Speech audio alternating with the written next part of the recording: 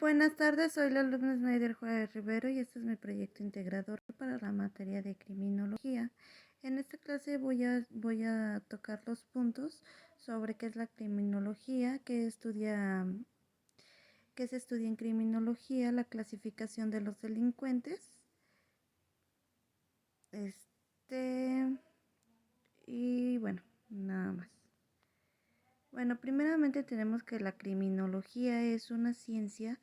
Es una disciplina científica que abarca de forma interdisciplinaria la criminalidad. Tiene como objeto de estudio el delito, la delincuencia, el delincuente, la víctima y los medios de control social. Esta ciencia ofrece un gran abanico de fines, entre los cuales los principales son la prevención de la delincuencia, la reducción de las conductas antisociales, así como la reparación de la víctima. ¿Qué se estudia en criminología? Como ciencia, como ciencia interdisciplinar se nutre de una gran diversidad de disciplinas científicas, entre las cuales podemos destacar la psicología, el derecho, la sociología, la medicina legal y forense, la antropología y la estadística.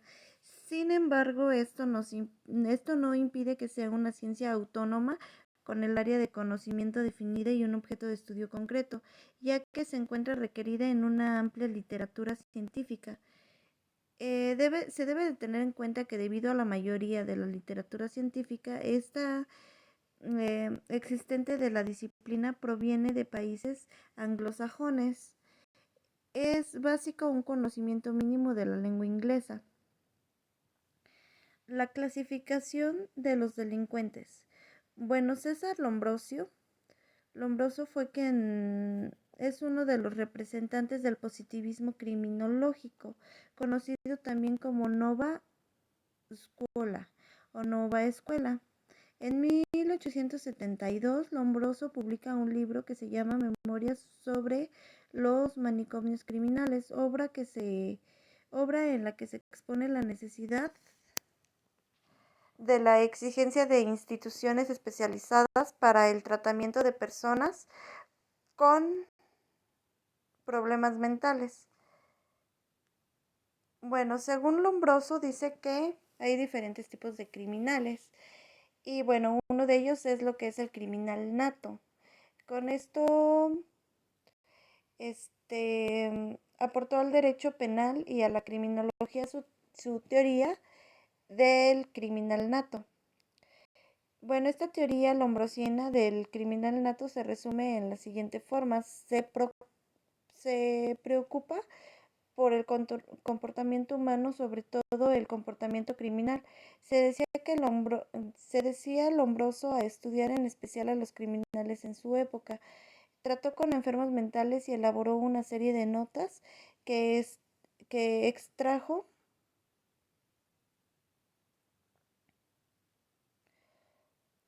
entre otras cuestiones las características de diferentes tipos de delincuentes, a quienes clasificó de acuerdo con sus caracteres antropológicos y psicológicos. Bueno, en 1871, un acontecimiento viene a producir un cambio radical en la vida del Lombroso y de hecho en la vida de la historia de la ciencia. Cuando observa el cráneo de un delincuente famoso, que es Villegas, observó una serie de anomalías que hacen pensar que el criminal lo es por ciertas deformidades craneales y por su similitud con ciertas especies animales.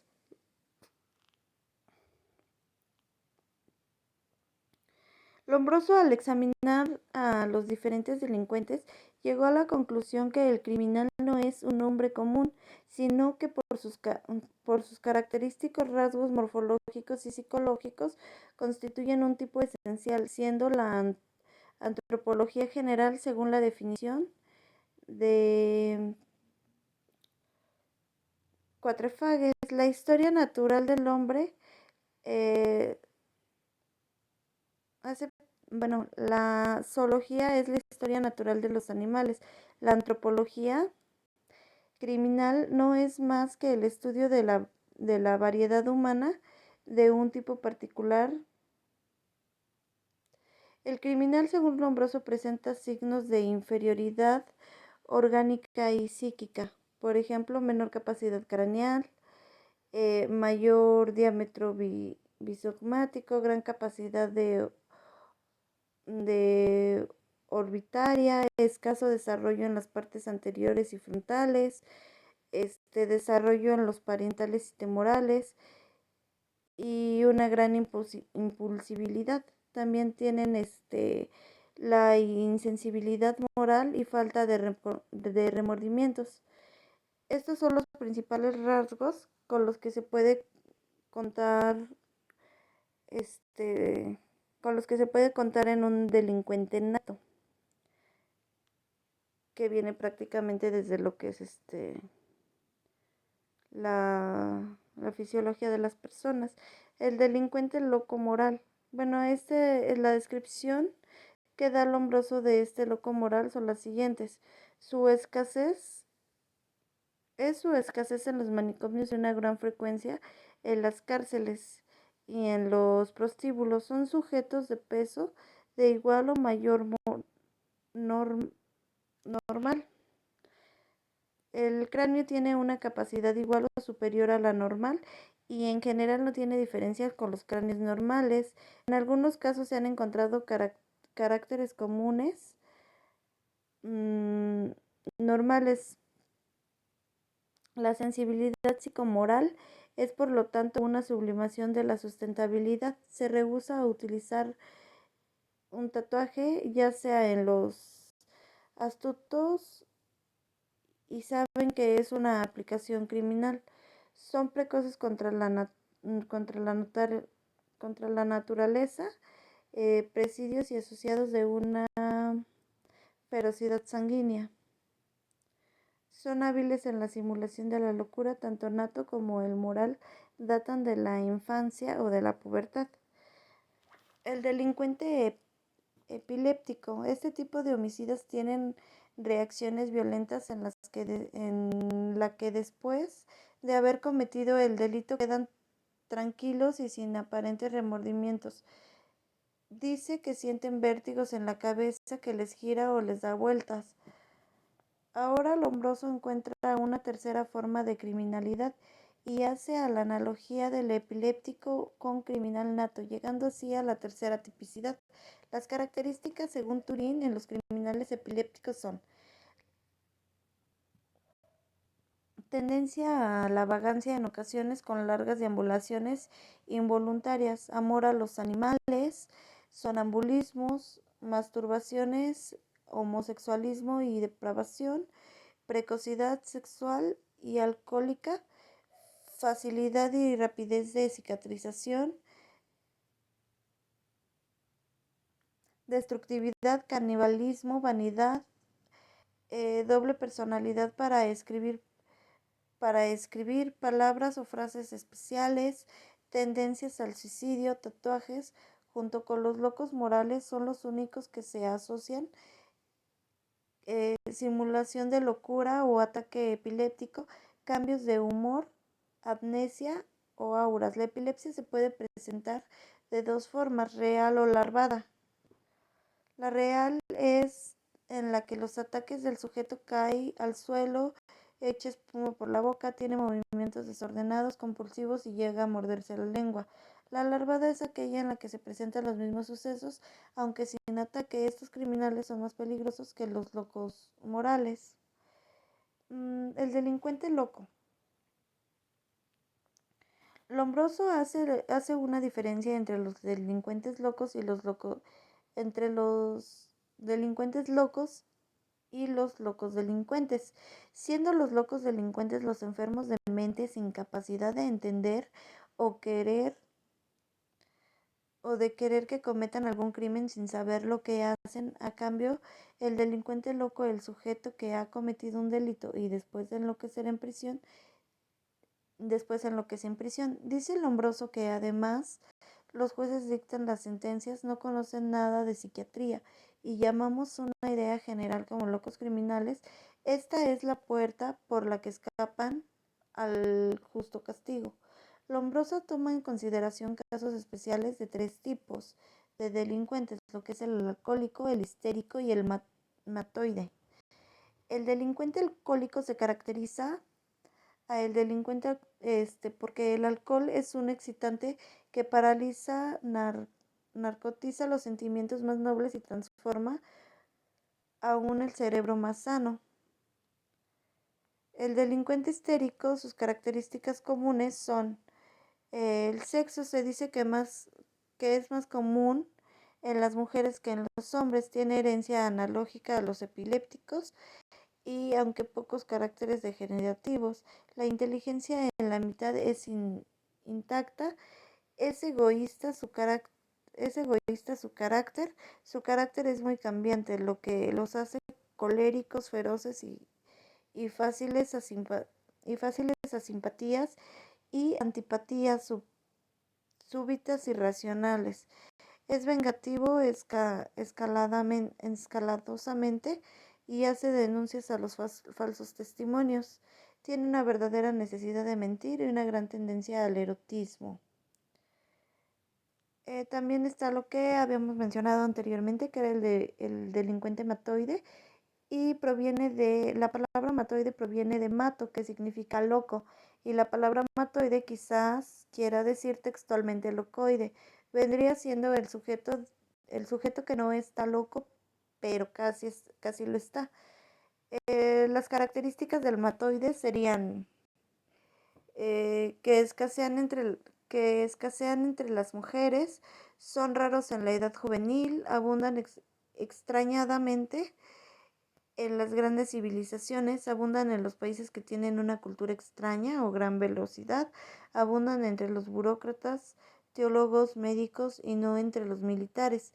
Tienen poquísimas formas degenerativas y pocas anomalías en la fisiología del cuerpo. Efectivamente son las altruistas que conservan la sobriedad, son muy pocos éticos y son muy poco éticos y muy poco ordenados.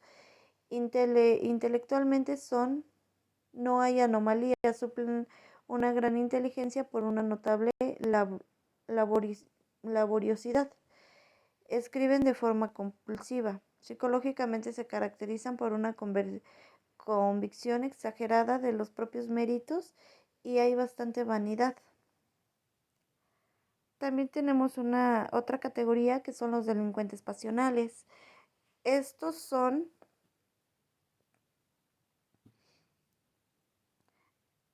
un delincuente pasional no puede ser un delincuente loco, tampoco tiene aspectos atávicos, ni epilepsia, ni locura moral, por lo tanto tiene que ser un sujeto con otras características que son rareza del 5 al 6% entre delitos de sangre, edad entre 20 y 30 años, sexo del 36% de mujeres, el cuádruple de los demás delitos, cráneo sin datos patológicos, belleza de fisonomía casi completa, ausencia de caracteres que se notan tan frecuente en los criminales y en los locos. A la belleza del cuerpo responde la honestidad del alma